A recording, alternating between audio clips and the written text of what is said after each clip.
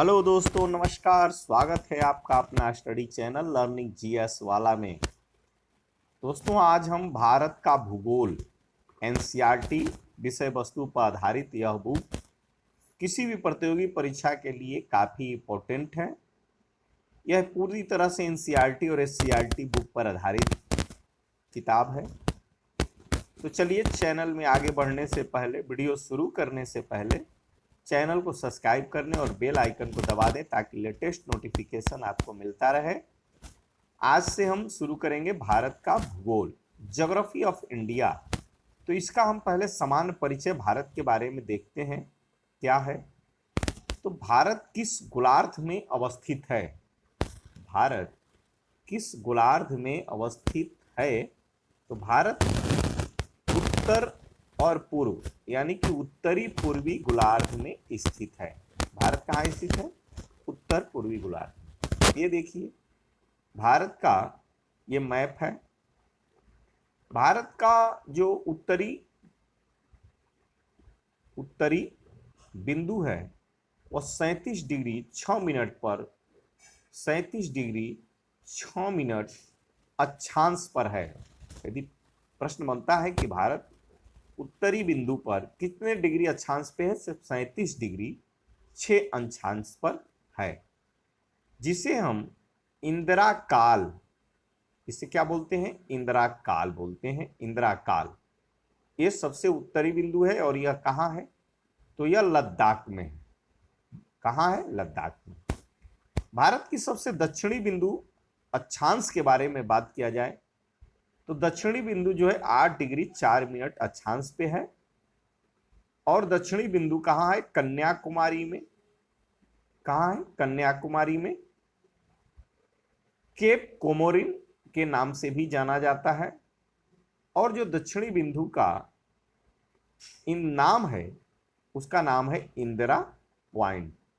उत्तरी बिंदु का इंदिरा काल और दक्षिणी बिंदु का नाम इंदिरा पॉइंट है। अब बात किया जाए देशांतर की, जैसा कि आप मैप में देख रहे हैं, तो जो भारत की सबसे पूर्वी बिंदु देशांतर है वह कितने डिग्री पर है? तो 37 डिग्री 25 मिनट पे है। 37 डिग्री 25 मिनट पर। यह कहाँ है? तो यह अरुणाचल प्रदेश में है। इसीलिए अरुण माने सूर्य का उदय, अरुणाचल। इस पूर्वी बिंदु का जो नाम है वह किबिथु। क्या नाम है? किबिथु। चलिए, पश्चिमी बिंदु की बात किया जाए तो पश्चिमी बिंदु का देशांतरीय विस्तार 68 डिग्री 7 मिनट है। कितना? 68 डिग्री 7 मिनट। यह कहाँ है? तो गुजरात राज्य में है। किस राज्य में? गुजरात राज्य में। इसका नाम है गौड़ मोता। गौड़ मोता ये सबसे पश्चिमी बिंदु है। तो ये भारत का अक्षांशीय और देशांतरीय विस्तार रहा। चलिए, अब आगे चलते हैं। बात किया जाए क्षेत्रफल की तो भारत का जो क्षेत्रफल है, तो भारत क्षेत्रफल की दृष्टि से भारत विश्व में कौन सा स्थान रखता है? तो क्षेत्रफल की दृष्टि से भारत का स्थान विश्व में 7वां है और जनसंख्या में दूसरा। नई जनसंख्या की यदि गणना की जाएगी तो लगभग यह प्रथम हो चुका है, चीन को पीछे कर चुका है। तो क्षेत्रफल की दृष्टि से 7वां विश्व का सबसे बड़ा देश है। भारतीय भूभाग का विस्तार पूर्व से पश्चिम, जो अभी हमने बताए, अक्षांश रेखा के माध्यम से, देशांतर रेखा के माध्यम से जो ये लंबाई दिया गया है, तो ये जो पूरब से पश्चिम है यह 2933 किलोमीटर है। और इसकी बात किया जाए उत्तर से दक्षिण की तो वह 3214 किलोमीटर है। 3214 और पूर्व पश्चिम 2933। भारत का क्षेत्रफल विश्व के कुल क्षेत्रफल का कितना प्रतिशत भाग है? विश्व के कुल क्षेत्रफल का 2.4% है। भारत का अक्षांशीय विस्तार की बात किया जाए तो 8 डिग्री 4 मिनट उत्तरी अक्षांश से 37 डिग्री 6 मिनट उत्तरी अक्षांश के मध्य में भारत स्थित है, जैसा कि आपको मैप से बताया गया। देशांतर रेखाएं क्या निर्धारित करती हैं? तो समय एवं अवस्थिति को निर्धारित करती हैं। तो समय और अवस्थिति का निर्धारण किससे होता है? तो देशांतर रेखा से होता है। कर्क रेखा से गुजरती है। तो कर्क रेखा भारत के 8 राज्यों से होकर के गुजरती है। कितने? 8 राज्य। कौन कौन? गुजरात, राजस्थान, मध्य प्रदेश, छत्तीसगढ़, झारखंड, पश्चिम बंगाल, त्रिपुरा एवं मिजोरम, ये 8वां राज्य। त्रिपुरा एवं मिजोरम, ये 8 राज्यों से गुजरती है।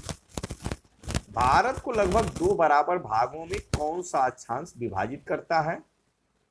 तो 23.1/2 डिग्री उत्तरी अक्षांश जो है भारत को 2 बराबर भागों में विभाजित, भारत की बात, भारत 2 भाग में विभाजित है, उत्तर और दक्षिण अक्षांश के माध्यम से। तो 23.1/2 डिग्री उत्तरी अक्षांश, जिसे कर्क रेखा हम कहते हैं। क्या बोलते हैं? कर्क रेखा। भारत के सबसे पश्चिमी बिंदु गौरमोता है जो गुजरात राज्य में, तथा पूर्वी बिंदु किबीथू अरुणाचल प्रदेश के मध्य। सूर्योदय एवं सूर्यास्त में लगभग कितने घंटे का अंतर है? तो 2 घंटे का अंतर होता है। यानी कि अरुणाचल प्रदेश के किबीथू में सूर्योदय 5 बजे होता है, तो गुजरात के गौरमाता में सूर्योदय 7 बजे होता है, क्योंकि 2 घंटे का अंतर है। कहाँ? गुजरात और अरुणाचल प्रदेश के गौरमोता और किबीथू में सूर्योदय एवं सूर्यास्त में लगभग कितने घंटे का अंतर हो जाता है? तो 2 घंटे का अंतर हो जाता है। क्योंकि 5 बजे सूर्योदय हुआ है अरुणाचल प्रदेश में, तो 2 घंटे का अंतर हुआ, यानी कि 7 बजे जो है फिर सूर्यास्त होगा। ठीक, अब चलिए आगे चलते हैं। भारतीय मानक समय रेखा 82.1/2 डिग्री। भारतीय मानक समय रेखा भारत की कितनी है? 82.1/2 डिग्री देशांतर है। यह कहाँ है? तो प्रयागराज के निकट मिर्जापुर में है। प्रयागराज के निकट मिर्जापुर में है। भारतीय मानक समय यानी कि इंडियन स्टैंडर्ड टाइम IST एवं ग्रीनविच समय मध्य GMT ग्रीनविच टाइम में कितने घंटे का अंतर है? तो 5.1/2 यानी कि 5.5 घंटे का अंतर है। अर्थात यदि इंग्लैंड में GMT में 5 बजने का सुबह है, तो भारत में कितना बजेगा? 5.5 घंटे का अंतर है कि 5 5 10 यानी कि 10:30 बजेगा। कितना बजेगा? 10:30, 5.5 घंटे का अंतर है। यदि भारतीय मानक यामोत्तर पर मध्याह्न है, तो 120 डिग्री पूर्वी देशांतर पर स्थानीय समय 2:30 बजे अपराह्न होगा। 2:30 बजे अपराह्न होगा। भारत का सुदूरस्थ दक्षिणतम बिंदु कौन सा है? सुदूरस्थ दक्षिणतम बिंदु का नाम इंदिरा पॉइंट है। इंदिरा पॉइंट कन्याकुमारी, अंडमान निकोबार द्वीप के यह दक्षिण में है। इंदिरा पॉइंट कहाँ है? अंडमान निकोबार के दक्षिण में। इंदिरा पॉइंट ग्रेट निकोबार द्वीप पर स्थित है। भारत का एकमात्र जिला कौन सा है जिनकी सीमा 4 राज्यों को स्पर्श करती है? भारत का एक ऐसा जिला, ऐसे राज्य में जिसकी की सीमा 4 राज्यों से स्पर्श करती है, तो यह जिला सोनभद्र है और यह उत्तर प्रदेश राज्य में है। उत्तर प्रदेश राज्य में है। भारतीय मानक समय रेखा, जैसा कि हमने आपको बताया, 82.1/2 डिग्री देशांतर 5 राज्यों से होकर गुजरती है। उत्तर प्रदेश, मध्य प्रदेश, छत्तीसगढ़, उड़ीसा, आंध्र प्रदेश, ये 5 राज्यों से होकर गुजरती है। इसे भी ध्यान रखना। ये भारत का राजनीतिक मानचित्र है। सबसे ऊपर ये जो है ये लद्दाख, इसको ध्यान से मैप में यदि ध्यान रखिएगा तो बनाने में, फिर लद्दाख के सटा हुआ जम्मू कश्मीर, फिर इसके नीचे हिमाचल प्रदेश, उसके जस्ट नीचे चंडीगढ़, यहाँ पंजाब, यहाँ उत्तराखंड, फिर उसके नीचे हरियाणा, जस्ट सटा दिल्ली। अब आगे बढ़िए, ये सिक्किम, अरुणाचल प्रदेश, असम, नागालैंड, मणिपुर, मिजोरम। ये अरुणाचल प्रदेश के जस्ट नीचे नागालैंड, नागालैंड के नीचे मणिपुर, मणिपुर के नीचे मिजोरम, ये बांग्लादेश से घिरा त्रिपुरा, ये मेघालय, ये देखिए बिहार, बिहार से सटाइए उत्तर प्रदेश दिल्ली से लगता हुआ, फिर झारखंड, पश्चिम बंगाल, यहाँ ये छत्तीसगढ़, इससे सटा हुआ मध्य प्रदेश, मध्य प्रदेश से सटा हुआ पश्चिम में ये राजस्थान, ये पश्चिम में गुजरात, गुजरात से सटा हुआ नीचे नीचे महाराष्ट्र, महाराष्ट्र से सटा हुआ तेलंगाना, और ये उड़ीसा। उड़ीसा किधर है? पूर्वी क्षेत्र में। फिर बढ़िए नीचे, ये तटीय क्षेत्र, आंध्र प्रदेश पूर्व का, ये तमिलनाडु, पुडुचेरी यही है, फिर ये कर्नाटक, महाराष्ट्र के नीचे ये छोटा सा राज्य महाराष्ट्र और कर्नाटक की, ये देखिए सीमा पर गोवा, और ये पश्चिम तट पे केरल, लक्षद्वीप इधर है, ये अरब हिंद महासागर, ये अरब सागर, दादरा एवं नगर हवेली, दमन द्वीप। इस तरह से ये इसको भी देख लेते हैं। दादर और नागर हवेली एवं दमन द्वीप को विलय कर दिया गया है, एक राज्य बना दिया गया है। संसद ने लोकसभा में 27 नवंबर 2019 को तथा राज्यसभा में 3 दिसंबर 2019 को पारित दादरा व नगर हवेली तथा दमन व दीव केंद्र शासित प्रदेश का विलय विधेयक 2019 के माध्यम से उपर्युक्त दोनों केंद्र शासित प्रदेशों को विलय कर दिया गया है। यह पुनर्गठन 26 जनवरी 2020 से प्रभावी है। अब नए केंद्र शासित प्रदेश का नाम दादरा व नगर हवेली तथा दमन व दीव होगा। इसकी राजधानी कहाँ होगी? ध्यान रखिएगा, दमन में होगा। ये देखिए, देश के चतुर्दिक अंतिम सीमा बिंदु, दक्षिणतम बिंदु जैसा कि बताया ग्रेट निकोबार द्वीप में इंदिरा पॉइंट, दक्षिणतम उत्तर बिंदु की बात किया जाए उत्तर में पता चल गया इंदिरा काल लद्दाख में है। पश्चिम बिंदु गौर मोता या गुहार मोती गुजरात में, पूर्वी बिंदु किबुथु या अरुणाचल प्रदेश में। यह मुख्य भूमि का दक्षिणतम बिंदु बात किया जाए तो यह कन्याकुमारी 8 डिग्री 4 मिनट, यह तमिलनाडु कन्याकुमारी में है। मुख्य भूमि की बात किया जाए तो हिमालय की प्रमुख पर्वत श्रेणियां को उत्तर से दक्षिण का क्रम कभी कभी पूछ देता है, उत्तर से दक्षिण। काराकोरम सबसे पहले उत्तर में, उसके बाद लद्दाख, जास्कर, पीर पंजाल और ये शिवालिक, इस प्रकार से है। उत्तर से सबसे उत्तर काराकोरम, फिर उसके नीचे लद्दाख, लद्दाख के नीचे जास्कर, जास्कर नीचे पीर पंजाल, सबसे दक्षिण में शिवालिक है। इस प्रकार से ये भारत का राजनीतिक मानचित्र है। चलिए यहां आगे देखते हैं। भारतीय एक मानक समय रेखा एवं कर्क रेखा एक दूसरे को छत्तीसगढ़ में काटती है। यहां से प्रश्न बनता है कि भारत में अक्षांश और देशांतर रेखा है। अक्षांश रेखा कर्क रेखा 23 से 1/2 डिग्री, 82 से 1/2 डिग्री भारतीय मानक समय IST, इंडियन स्टैंडर्ड टाइम। ये किस राज्य में दोनों मिलती हैं? तो छत्तीसगढ़ में मिलती हैं। भारत की मुख्य भूमि की तटीय लंबाई कितनी है? लगभग 6100 किलोमीटर। मुख्य भूमि की तटीय लंबाई 6100। म्यांमार की सर्वाधिक सीमा, म्यांमार जो देश है उसकी सर्वाधिक सीमा किस भारतीय राज्य को स्पर्श करती है? तो अरुणाचल प्रदेश को करती है। जनसंख्या की दृष्टि से भारत का विश्व में कौन सा स्थान है? तो अभी दूसरा है। असम की सीमा कुल कितने राज्यों एवं केंद्र शासित प्रदेशों को स्पर्श करती है असम। तो कुल मिलाकर के 7 राज्य और केंद्र शासित प्रदेश दोनों मिला के राज्य और केंद्र शासित प्रदेशों की संख्या 7 है जो असम को छूती है।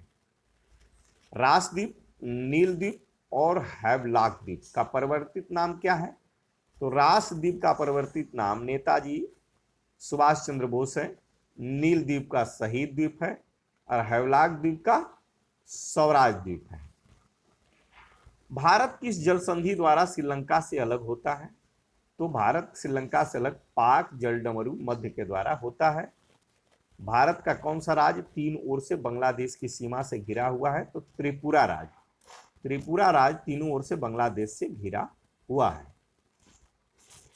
चलिए भारत के महत्वपूर्ण चैनल को देख लीजिए। 9 डिग्री चैनल जो है, 9 डिग्री चैनल वह लक्षद्वीप एवं मिनिकॉय के मध्य है। 8 डिग्री चैनल मालदीव और मिनिकॉय। ग्रेट या महान चैनल सुमात्रा, इंडोनेशिया और निकोबार के मध्य है। पाक स्ट्रेट जलडमरू मध्य जो है वह भारत और श्रीलंका के मध्य है। माहिम क्रिक्स निवेशक एक पतली सी निवेशिका मुंबई के बीच में है। कच्छ की खाड़ी पश्चिमी गुजरात। खंभात की खाड़ी पूर्वी गुजरात, नर्मदा और ताप्ती के मुहाना पे है।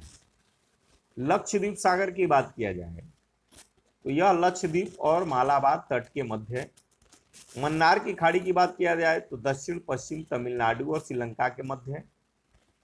कोको स्ट्रेट जलडमरू मध्य की बात किया जाए तो कोको द्वीप म्यांमार और उत्तरी अंडमान के मध्य है। डंकन पास दक्षिणी अंडमान और लघु अंडमान के मध्य है। 10 डिग्री चैनल अंडमान और निकोबार के मध्य। चलिए अब चलते हैं विभिन्न देशों के साथ भारत की अंतर्राष्ट्रीय सीमाएं।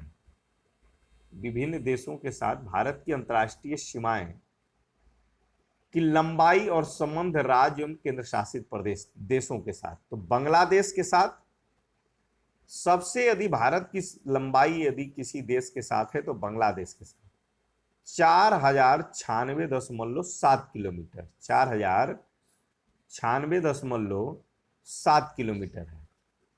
और भारत बांग्लादेश के बीच जो है रेड क्लिफ सीमा रेखा है। कौन सी? Red Cliff.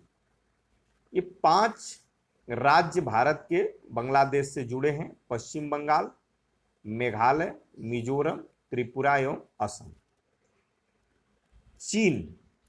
चीन देश की जो लंबाई है भारत देश के साथ वह 3488 है, 3488। और यह चीन भारत के बीच में मैकमोहन रेखा है। और यहाँ भी 5 राज्य लगते हैं भारत के: लद्दाख, हिमाचल प्रदेश, उत्तराखंड, सिक्किम और अरुणाचल प्रदेश। पाकिस्तान की बात किया जाए तो 3223 किलोमीटर है। ये रेड क्लिफ के द्वारा भारत पाकिस्तान अलग होता है।